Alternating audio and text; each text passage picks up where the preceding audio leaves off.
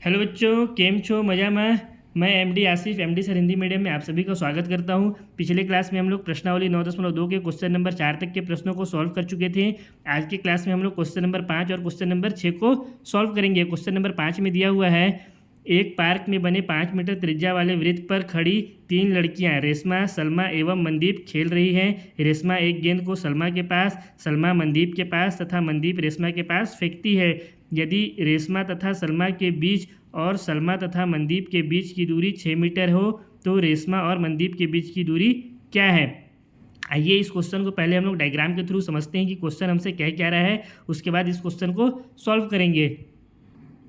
मान लेते हैं ये हमारा 5 मीटर त्रिज्या वाला एक वृत्त है जिसमें 3 लड़की रेशमा, सलमा और मनदीप क्या कर रही हैं, आपस में खेल रही हैं। रेशमा सलमा के पास एक गेंद को फेंकती है, सलमा मनदीप के पास और मनदीप वापस रेशमा के पास गेंद को फेंक रही है। और हमको प्रश्न में क्या दिया हुआ है कि रेशमा और सलमा के बीच की दूरी तथा सलमा और मनदीप के बीच की दूरी 6 मीटर है। तो इनके बीच की दूरी ज्ञात करने के लिए हम लोग क्या करेंगे, इन दोनों के बीच में एक सीधी रेखा खींच देंगे। क्योंकि अगर दो बिंदु हमको दिया हुआ रहता है तो उसके बीच की दूरी को हम लोग कैसे ज्ञात करते हैं, इसके बीच में एक सीधा रेखा खींचते हैं, ना कि हम लोग इस तरह से उसको दूरी बताते हैं। अगर आपका घर मान लेते हैं यहाँ पे है और यहाँ पे आपकी नानी का घर है, तो आप क्या करेंगे, आपकी नानी के घर ऐसे सीधा जाएंगे। कोई पूछेगा आपके घर से आपकी नानी के घर की दूरी कितना है, तो आप लोग जो सीधा सीधा दूरी होगा वही दूरी तो बताएंगे। आप लोग घुमा फिरा करके तो रास्ता नहीं बताएंगे कि ऐसे घूम करके इधर से अगर 10 किलोमीटर है तो आप लोग ये दूरी तो बताएंगे नहीं। आप लोग सीधा सीधा जो दूरी है उस दूरी को बताएंगे। तो उसी तरह से इनके बीच की दूरी को ज्ञात करने के लिए हम लोग क्या करेंगे, इनके बीच में एक सीधी रेखा खींच देंगे। मान लेते हैं ये रेशमा और सलमा के बीच की दूरी है और ये सलमा तथा मनदीप के बीच की दूरी है। और इनके बीच की दूरी को कितना दिया हुआ है, हमको 6 मीटर दिया हुआ है। तो ये हो गया हमारा 6 मीटर और ये भी हो गया हमारा 6 मीटर। और हमसे प्रश्न में क्या बोल रहा है कि मनदीप तथा रेशमा के बीच की दूरी ज्ञात कीजिए। तो हमको कौन सी दूरी को ज्ञात करना है, मनदीप और रेशमा के बीच की दूरी को ज्ञात करना है। ये दूरी हमको क्या बोला है, ज्ञात करने के लिए बोला है। तो सबसे पहले तो हमको जो जो प्रश्न में दिया हुआ है उसको लिख लेते हैं, उसके बाद इस क्वेश्चन को सॉल्व करेंगे। हमको क्या दिया हुआ है, दिया है रेशमा और सलमा तथा सलमा और मनदीप के बीच की दूरी कितना है, 6 मीटर है। तो इनके दोनों के बीच की दूरी क्या हो जाएगा, आपस में बराबर हो जाएगा। तो हम लोग लिख सकते हैं आर एस बराबर है एस एम के, और इनके बीच का जो दूरी है वो कितना है, 6 मीटर है। इसी तरह से हमको क्या दिया हुआ है कि जो वृत्त है इस वृत्त का त्रिज्या कितना है, 5 मीटर है। तो हम लोग लिख सकते हैं त्रिज्या कितना दिया हुआ है हमको, 5 मीटर। और हमको ज्ञात क्या करना है, इसमें ज्ञात करना है आर और एम के बीच का दूरी कितना है। तो इसको ज्ञात करने के लिए हम लोग क्या करेंगे, इस डायग्राम में कुछ रचना करेंगे। रचना क्या होगा हमारा, रचना क्या होगा हमारा, सबसे पहला रचना है हम लोग जो केंद्र O है उससे बिंदु R और बिंदु M को मिला देंगे। रचना क्या करते हैं अपन, केंद्र से बिंदु R को और इस केंद्र से बिंदु M को मिला देते हैं। तो ये दोनों क्या हो जाएगा, ये दोनों इस वृत्त का त्रिज्या हो जाएंगे, क्योंकि ये केंद्र है और ये क्या है, ये दोनों वृत्त की परिधि में स्थित है। तो वृत्त के केंद्र से वृत्त की परिधि के बीच की दूरी को क्या कहते हैं, त्रिज्या। और त्रिज्या हमको कितना दिया हुआ है, 5 मीटर। तो ये हो गया हमारा 5 मीटर और ये भी हो गया हमारा 5 मीटर। तो जो रचना की है उस रचना को यहाँ पे लिख भी लेते हैं। रचना, सबसे पहला रचना हम लोग क्या किए, केंद्र O से बिंदु R व S को मिलाया। इन दोनों को मिलाया तो हम लोग को क्या मिला, इनको मिलाने से जो आर ओ या ओ आर और ओ एम क्या हो गया, त्रिज्या के बराबर हो गया। इसलिए हम लोग इसको क्या लिख सकते हैं, अतः ओ आर बराबर हो जाएगा ओ एम के, और इनके बीच का दूरी कितना है, 5 मीटर है।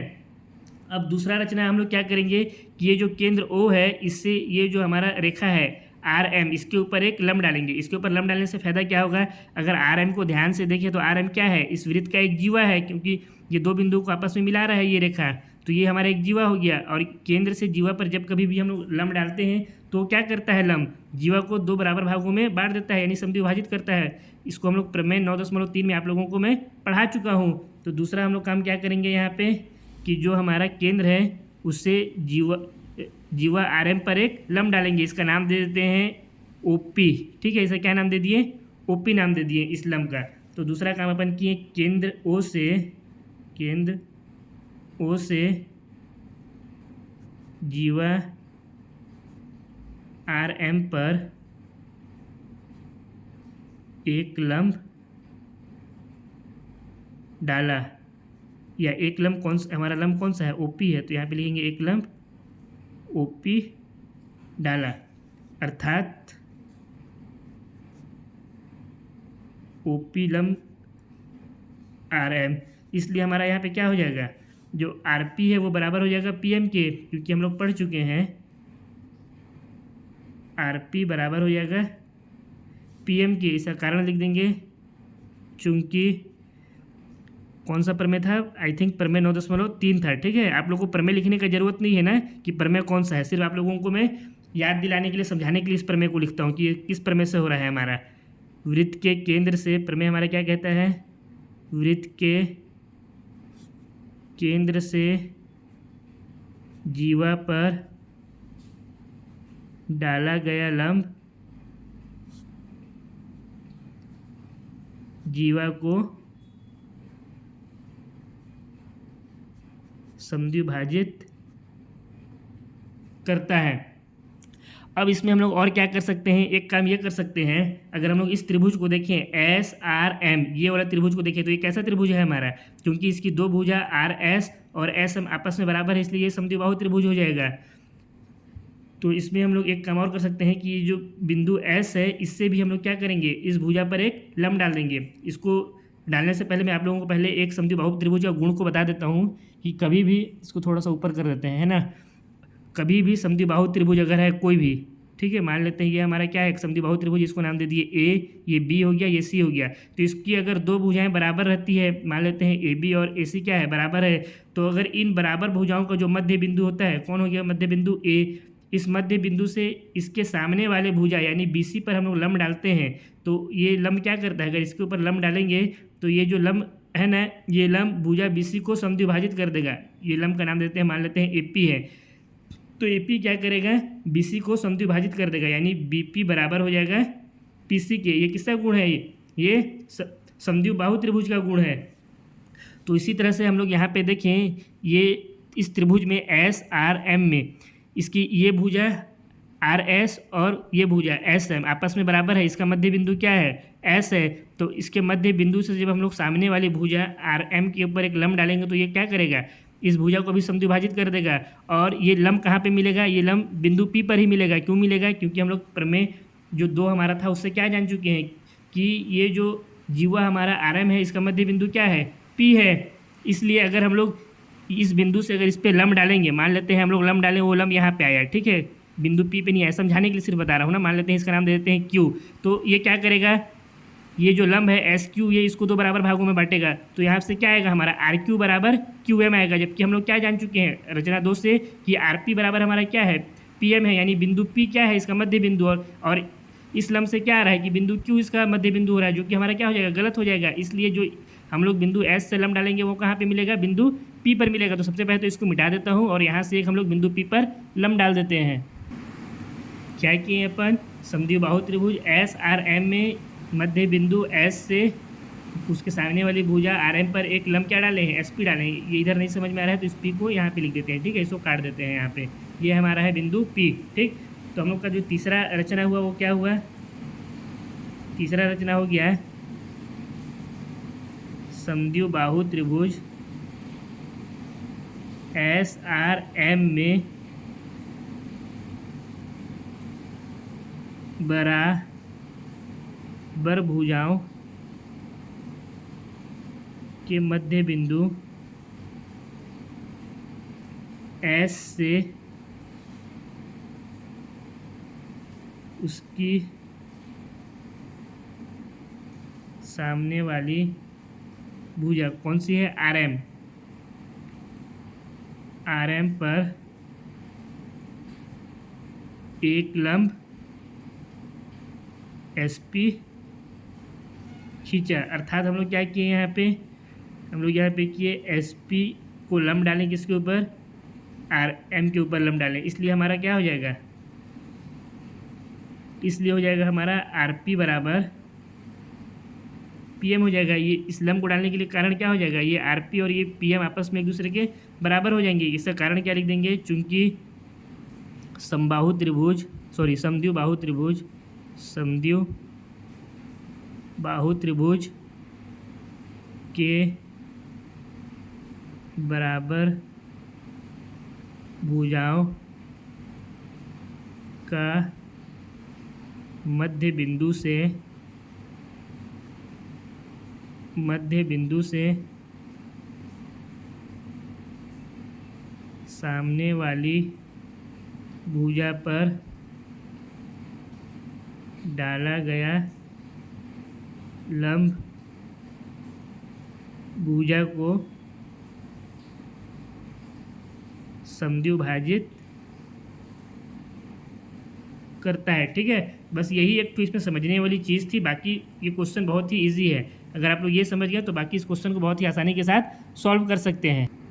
अब देखिए, अगर हम लोग OS इसकी बात करें, ये यहाँ से लेकर के यहाँ तक का ये पूरा OS रेखा का, तो ये भी क्या है, एक त्रिज्या है। क्यों? क्योंकि ये हमारा केंद्र है और जो बिंदु S है ये परिधि पर स्थित है। और हम लोग जानते हैं केंद्र से परिधि के बीच की दूरी क्या होती है, त्रिज्या होती है।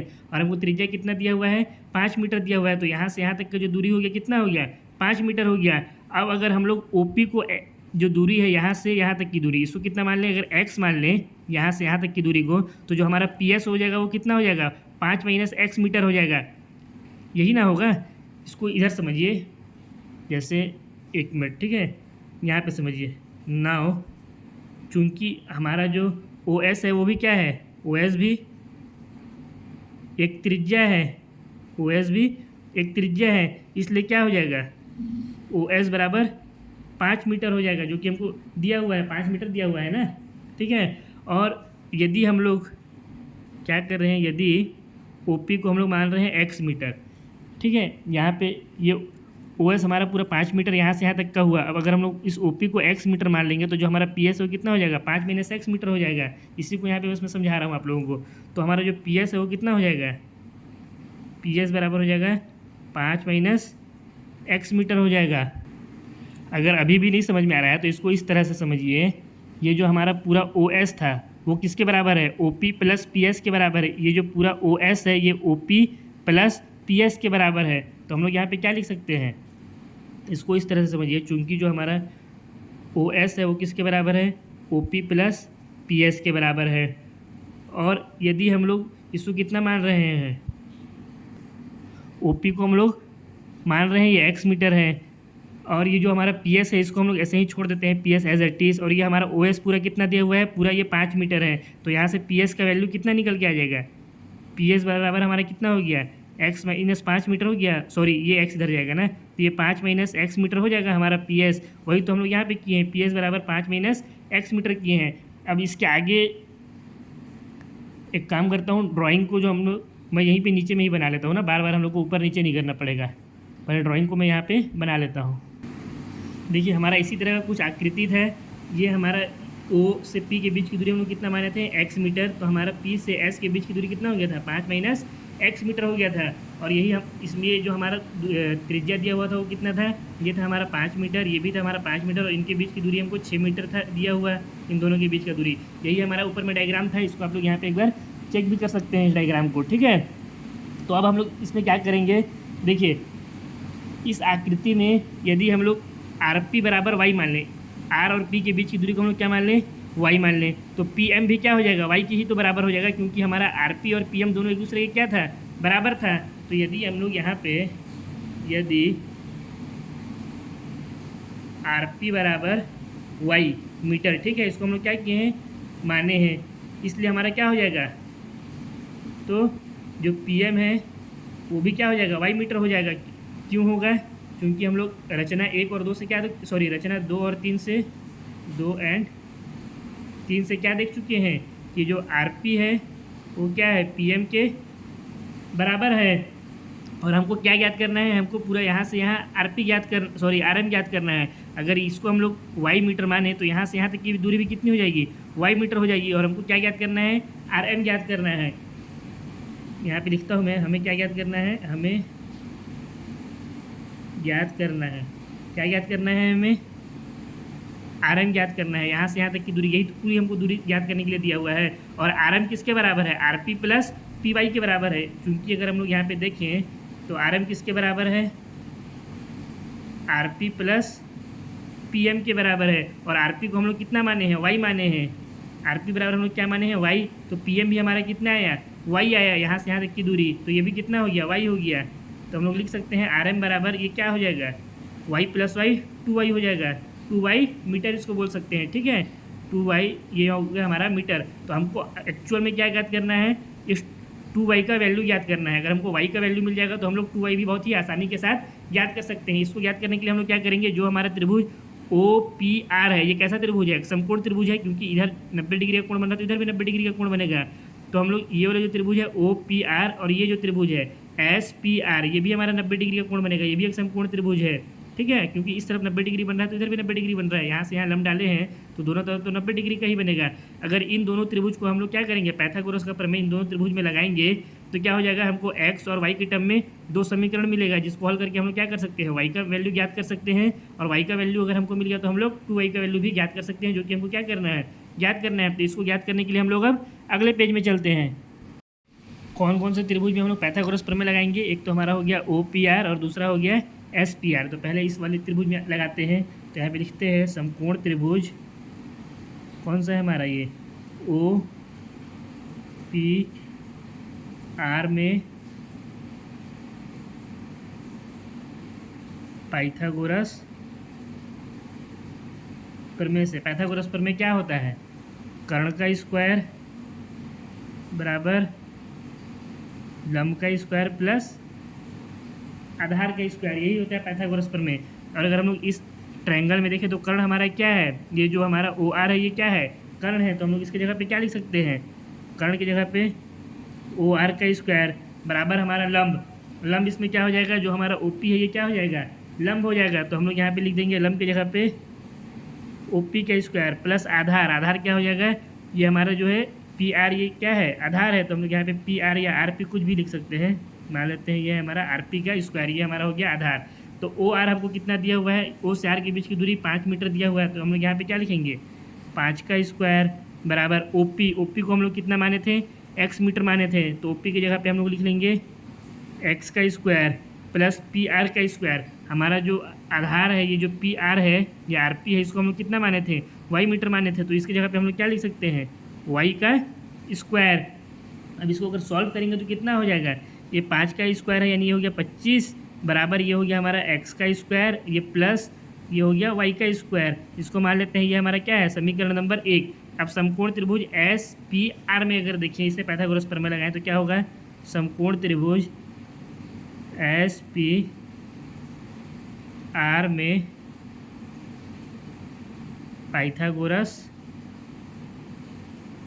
प्रमेय से क्या हो जाएगा, कर्ण स्क्वायर बराबर लंब स्क्वायर प्लस आधार स्क्वायर, यही फॉर्मूला होता है। इसमें कर्ण हमारा कितना दिया हुआ है, ये कर्ण हमारा है, ये SR है, ये हमको 6 दिया हुआ है, ये दोनों तो हमको 6 मीटर दूरी दिया हुआ था। तो ये हमारा हो गया कर्ण, ये हो गया लंब और ये हो गया आधार। तो कर्ण का स्क्वायर बराबर लंब का स्क्वायर प्लस आधार का स्क्वायर, तो 6 का स्क्वायर बराबर हो जाएगा 6 का स्क्वायर बराबर लंब का स्क्वायर यानी 5 माइनस x का स्क्वायर प्लस आधार, इसको हम लोग कितना माने हैं, y मीटर माने हैं। तो ये हो गया हमारा y का स्क्वायर, ठीक है। 6 का स्क्वायर कितना हो जाएगा, 36 बराबर, अब ये a माइनस बी के रूप में है तो इसको हम लोग क्या लिख सकते हैं, a का स्क्वायर। जब a माइनस बी का होल स्क्वायर का फॉर्मूला रहता है, इसको क्या होता है, a square plus B square minus 2ab, यही फॉर्मूला होता है। यहाँ पे a हमारा क्या है 5 और b क्या है x है, तो a का स्क्वायर कितना हो जाएगा, 5 का स्क्वायर प्लस b का स्क्वायर यानी x का स्क्वायर माइनस 2ab यानी 2 गुणा में 5 गुणा में x, ठीक है। ये हो गया हमारा इसका फॉर्मूला हो गया, प्लस ये हो गया y का स्क्वायर। अब इसको आगे हल करेंगे तो कितना हो जाएगा, ये हो गया 36 बराबर 5 का स्क्वायर, ये हो गया 25 प्लस x का स्क्वायर, ये हो गया 5 गुना 10 और ये x माइनस का 10x प्लस y का स्क्वायर। अब हम लोग यहाँ से क्या कर सकते हैं, एक्स स्क्वायर वाई स्क्वायर को इधर छोड़ दें, बाकी को हम लोग इधर ले जाएंगे तो क्या हो जाएगा, क्यों कर रहे हैं ये भी आप लोगों को बताऊंगा, ठीक है। यहाँ से हो गया हमारा 36 माइनस ये 25 को इधर ले आए और इस 10x को भी इधर लाएंगे तो कितना हो जाएगा, माइनस में इधर आएगा तो ये हो गया प्लस का 10x बराबर इधर कितना बचा हमारा X square plus Y square बचा है। 36 में से 25 घटाएंगे तो कितना हो जाएगा हमारा 9 आ गया, ये प्लस का कितना हो गया 10x बराबर यहाँ कितना है हमारा X square plus Y square, इसको मान लेते हैं समीकरण नंबर 2। अब समीकरण 1 में देखिए और समीकरण 2 में इधर कितना है X square plus Y square, यहाँ भी है X square plus Y square. अगर ये दोनों आपस में बराबर है तो हम लोग क्या लिख सकते हैं, 9 + 10 एक्स बराबर 25 लिख सकते हैं हम लोग। ठीक है, 1 मिनट ना, 36 में से 25 को माइनस करेंगे तो 11 होगा ना। ओहो, ये हमारा हो गया 11 + 10 एक्स। अब इसके आगे इसको हल करेंगे, लिखते हैं यहाँ पे समीकरण 1 और 2 से। समीकरण 1 और 2 से देखेंगे तो क्या हो जाएगा हमारा, 11 + 10 एक्स 25 के बराबर हो जाएगा। तो इसको लिखेंगे यहाँ से 11 + 10 एक्स बराबर 25। अब यहाँ से 10 एक्स इधर छोड़ देते हैं, 11 को उधर ले जाएंगे तो क्या हो जाएगा, ये 10 एक्स बराबर 25 माइनस 11, या 10 एक्स बराबर कितना आ जाएगा हमारा, 14 आ जाएगा। 25 में से 11 घटाएंगे तो, और x का वैल्यू निकालेंगे तो कितना आ जाएगा, ये हो गया 14, और ये 10 यहाँ गुणा में इधर आएगा तो भाग में हो जाएगा, तो ये हो गया 14/10। ये हमारा किसका वैल्यू आया, x का वैल्यू आया। इसको हम लोग काट भी सकते हैं 2 से, ये 2 से 7 बार में कट जाएगा, ये 2 से 5 बार में कट जाएगा, यानी जो हमारा x का प्रॉपर वैल्यू आया वो कितना आ गया, 7/5 आ गया। इसको नाम दे देते हैं हम लोग समीकरण नंबर 3। अब समीकरण 3 से इस x के वैल्यू को हम लोग क्या करते हैं, उठा करके इस समीकरण 1 में रख देते हैं, जिससे हम लोग क्या मिल जाएगा, y का वैल्यू मिल जाएगा। तो नीचे लिखते हैं समीकरण 3 से x का मान समीकरण 1 में रखने पर, समीकरण 1 हमारा कितना था, 25 बराबर एक्स स्क्वायर, यानी एक्स स्क्वायर की जगह पे हम लोग क्या लिख सकते हैं, 7/5 का स्क्वायर प्लस में y का स्क्वायर।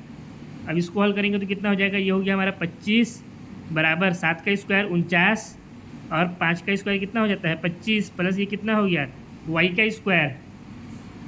इसको और आगे हल करेंगे तो ये कितना हो जाएगा, ये 25 है और ये 49/25 है, इधर किधर है, प्लस में है, इसको इस तरफ ले जाएंगे तो किस में हो जाएगा, माइनस में हो जाएगा। तो हम लोग को y का वैल्यू मिल जाएगा, तो हम लोग इसको क्या लिख सकते हैं, 25 माइनस 49/25 बराबर y का स्क्वायर।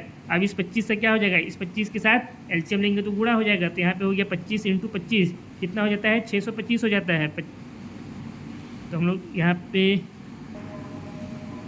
इसका एलसीएम लेंगे तो ये हो गया 625, ये माइनस का ये हो गया 49, ये बटा में आ गया 25 बराबर कितना हो गया, y का स्क्वायर।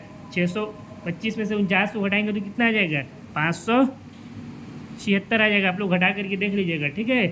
576 बटा कितना हो जाएगा, यहाँ पे नीचे में 25 है तो ये हो गया 25 बराबर क्या हो गया हमारा, y का स्क्वायर। अब अगर देखिए यहाँ से हम लोग को y का वैल्यू चाहिए, यहाँ से अगर हम लोग स्क्वायर हटाएंगे तो ये पूरा किस में आ जाएगा, अंडर रूट में आ जाएगा। तो इसको हम लोग क्या लिख सकते हैं, y बराबर, या इसको हम लोग इस तरह से लिख सकते हैं, अंडर रूट 576/25। और 576 किसका वर्गमूल होता है, 576 अगर हम लोग 24 का 2 बार गुणा करें तो कितना आ जाएगा, 24 × 24 करें तो 24 × 24 ये हो जाएगा हमारा 576 हो जाएगा, क्योंकि 576 24 का वर्गमूल होता है। तो हम लोग यहाँ से y का वैल्यू क्या ज्ञात कर सकते हैं, या यहाँ से हमारा आ गया y बराबर 24, ये हो गया 576 का, और 25 किसका वर्गमूल होता है, 5 का। तो हम लोग लिख सकते हैं y बराबर 24/5। ये हमको क्या मिलेगा, y का वैल्यू मिल गया। और हमको क्या ज्ञात करना था, 2y का वैल्यू ज्ञात करना था, क्योंकि हमारा जो RM है वो किसके बराबर है, जो हमारा RM y + y 2y के बराबर है। और हमको यहाँ पे y का वैल्यू कितना मिला है, नीचे में y का वैल्यू 24/5 मिला है। तो इसलिए हम क्या कर सकते हैं, इसको यहीं पे बना देता हूँ, ठीक है। इसलिए 2y बराबर क्या हो जाएगा, 2 गुणा में 24/5, ये हो गया 24/5 कितना आ जाएगा, 24/5 24 दूना 48, और ये हो गया बटा में 5। इसको अगर और हल करेंगे हम लोग तो कितना हो जाएगा, इसको इस तरह से लिख लेता हूँ, 2y बराबर 48/5। ये 2 से ये 48 कट सकता है, तो इसको हम लोग काट देंगे, ये हो गया 24 बार में कट जाएगा 48 2 से।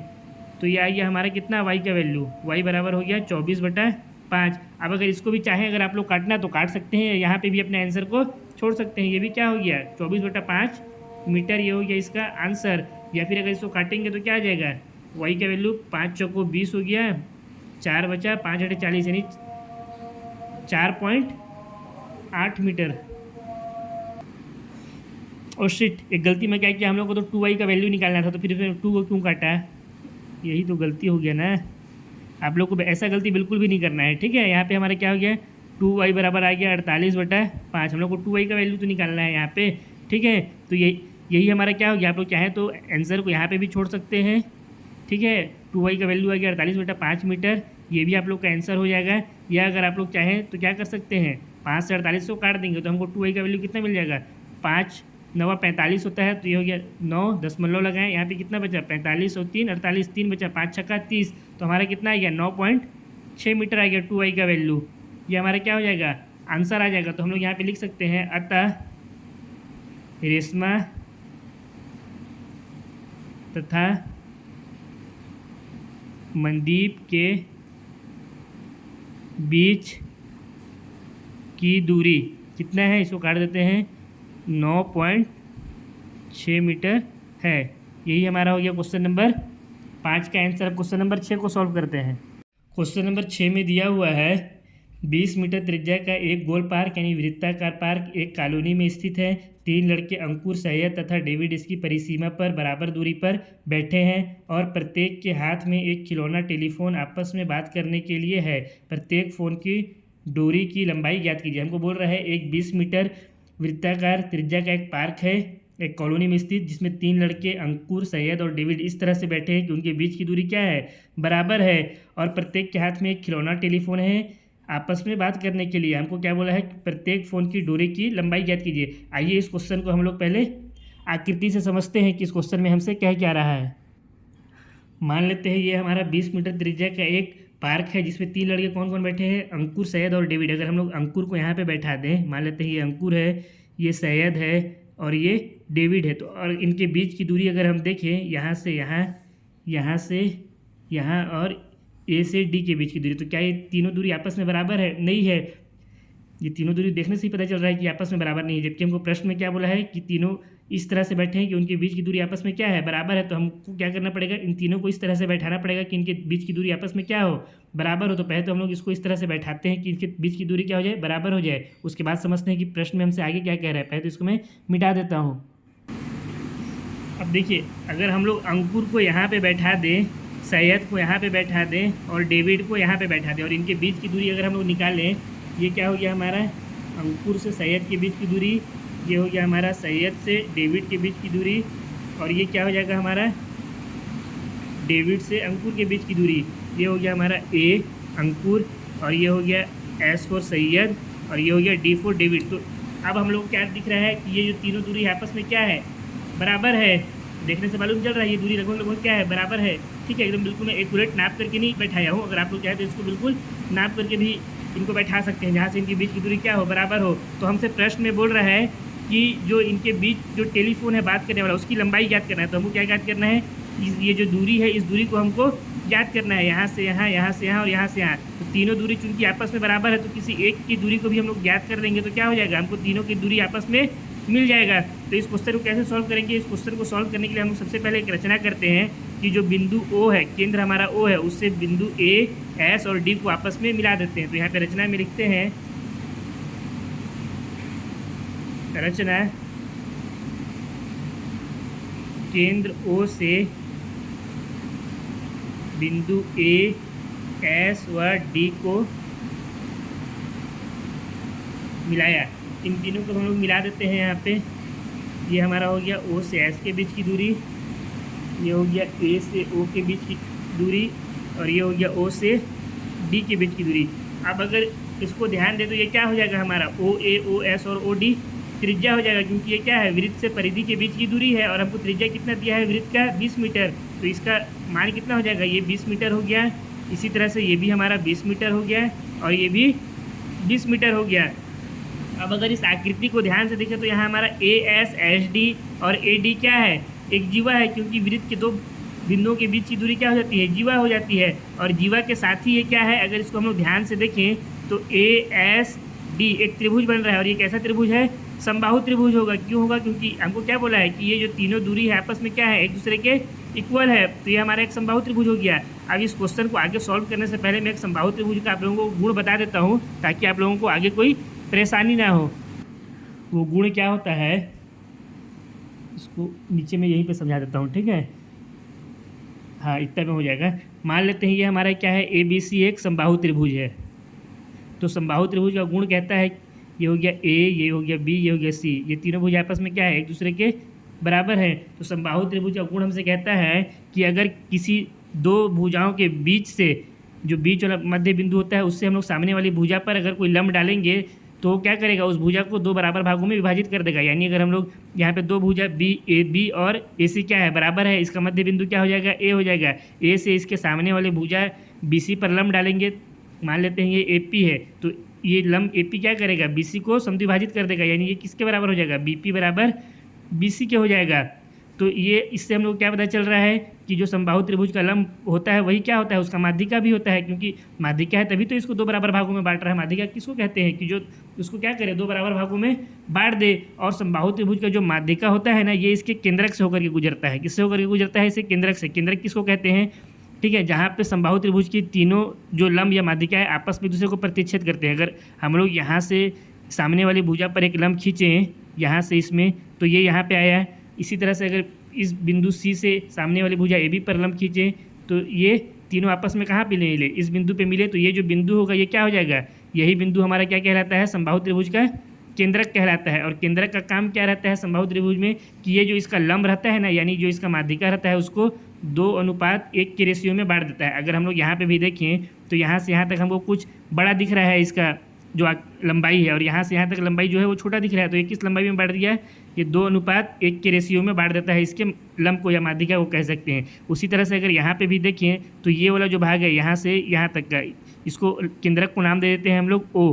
तो बी से ओ का जो भाग है ये हमको बड़ा दिख रहा है, और ओ से जो इधर का भाग है इसको मान के चलिए ये जो लंब डाले हैं ये पी क्यू डाले हैं, तो ओ से क्यू के बीच की दूरी कम दिख रहा है, तो ये क्या हो जाएगा, 2:1 हो जाएगा। इसी तरह से ये भी बड़ा दिख रहा है और ये छोटा दिख रहा है, तो ये भी क्या हो जाएगा, 2:1 के रेशियो में हो जाएगा। ये कौन करता है, केंद्रक इस काम को करता है, ठीक है।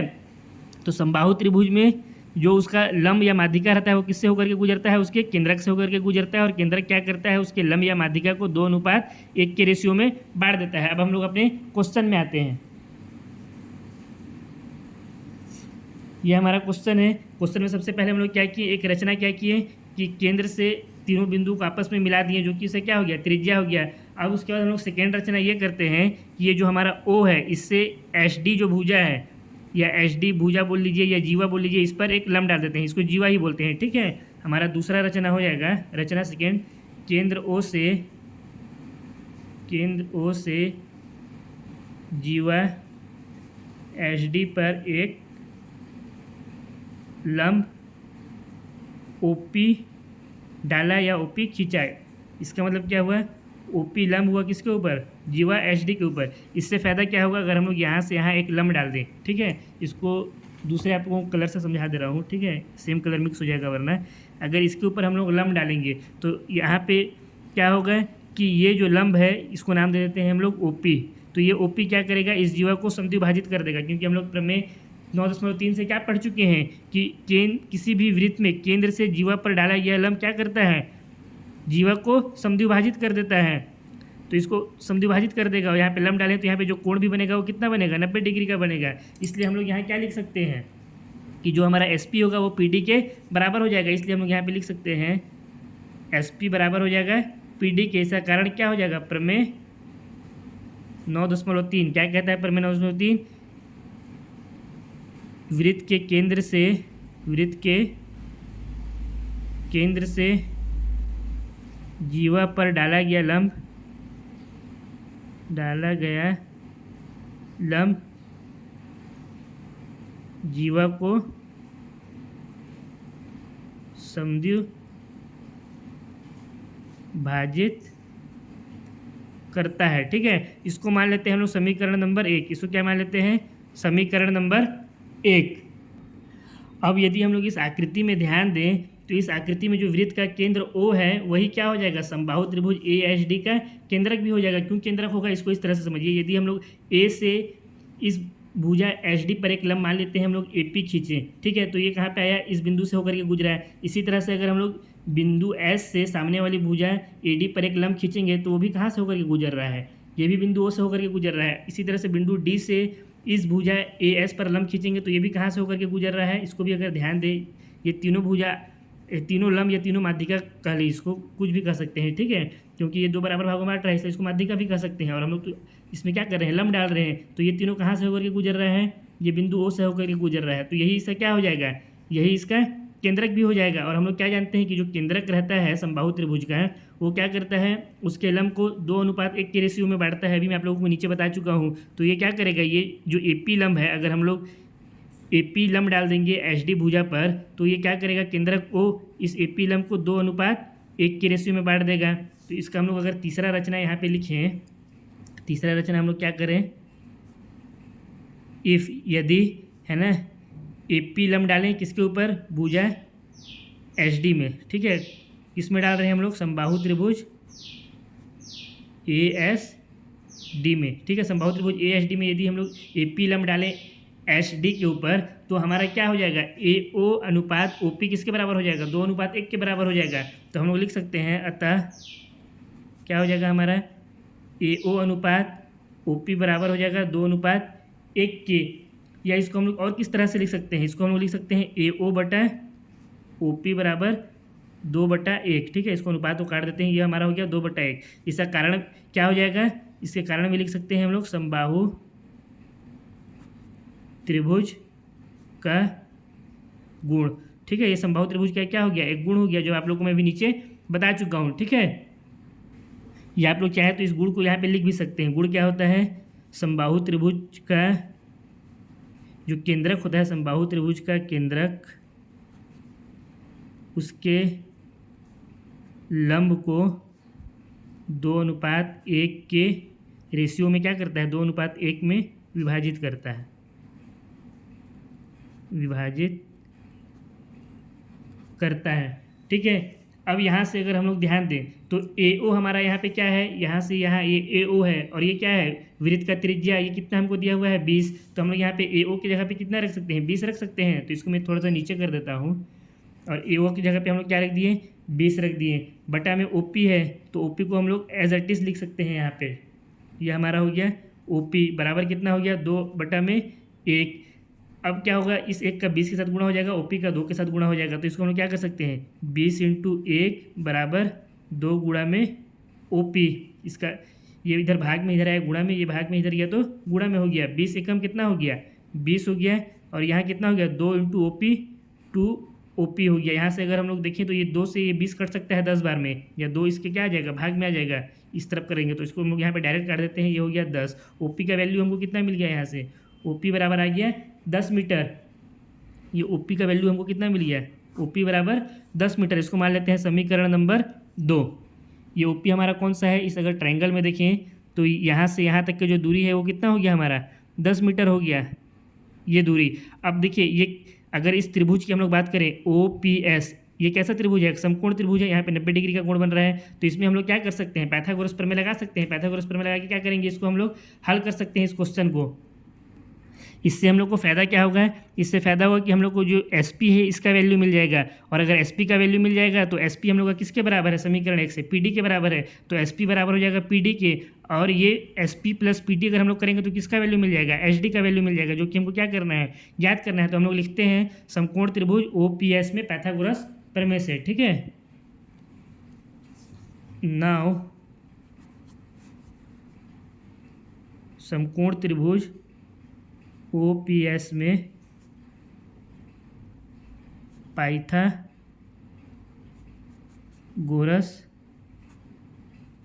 प्रमेय से, पाइथागोरस प्रमेय क्या होता है, कर्ण स्क्वायर बराबर लंब स्क्वायर प्लस आधार स्क्वायर। इस आकृति में कर्ण कौन सा है हमारा,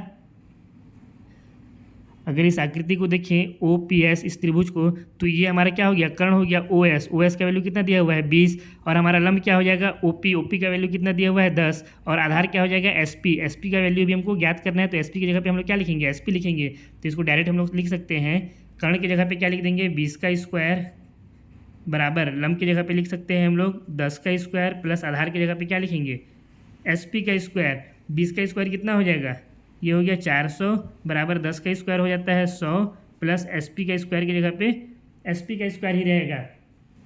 अब ये क्या कर सकते हैं हम लोग, यहाँ से इस 100 को इस तरफ पक्षांतर कर देंगे, तो हम लोग क्या हो जाएगा 400 - 100 बराबर SP का स्क्वायर हो जाएगा। अब यहाँ से अगर इस स्क्वायर को हटाएंगे तो इधर क्या लग जाएगा, अंडर रूट लग जाएगा, या इसको पहले घटा देते हैं तो ये हो गया 400 में 100 घटाएं तो ये हो गया 300 बराबर, यहाँ से स्क्वायर को हटाएं तो ये हो गया SP। अब SP ये स्क्वायर हटा तो यहाँ पे क्या लग जाएगा, अंडर रूट लग जाएगा। अब रूट 300 किसका वैल्यू होता है, अगर रूट 300 का अगर आप लोग यहाँ पे निकालेंगे वैल्यू तो कितना आ जाएगा, ये हो गया 300, इसको 2 से भाग देंगे, ये हो गया 150, फिर 2 से भाग दिए, ये हो गया 75। अब ये 7 3 10 2 12, 3 से चला जाएगा, 3 दूना 6, 1 बचा, 3 पचे 15, 5 पचे 25, 5 पचे 25, यानी ये हो गया 5 का जोड़ा, ये 10, 5 दूना 10 और रूट 3, 10 रूट 3, रूट 300 का वैल्यू कितना आ जाएगा हमारा 10 रूट 3, ये किसके बराबर हो गया, ये हो गया SP का वैल्यू हमारा आ गया। SP का वैल्यू कितना आ गया, रूट 10 रूट 3, इसको मान लेते हैं समीकरण नंबर, ये हमारा 2 था, इसको मान लेते हैं समीकरण नंबर 3। और समीकरण 1 से हमको क्या पता है कि ये जो SP है वो किसके बराबर है, PD के बराबर है। हम लोग समीकरण 1 में हम लोग देख चुके हैं।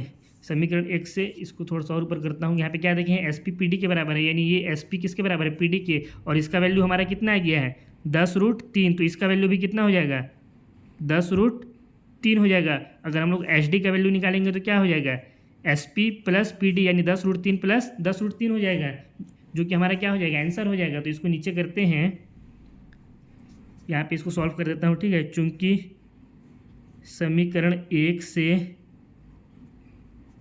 जानते हैं, क्या जानते हैं, SP बराबर है PD के, ये हमको मालूम है। और हम लोग यहाँ पे क्या लिख सकते हैं, SP का वैल्यू 10 रूट 3 है, तो यहाँ पे हम लोग लिख सकते हैं SP की जगह पे 10 रूट 3 बराबर क्या आ जाएगा PD, कहाँ से आया ये हमारा समीकरण 3 से आया PD का वैल्यू।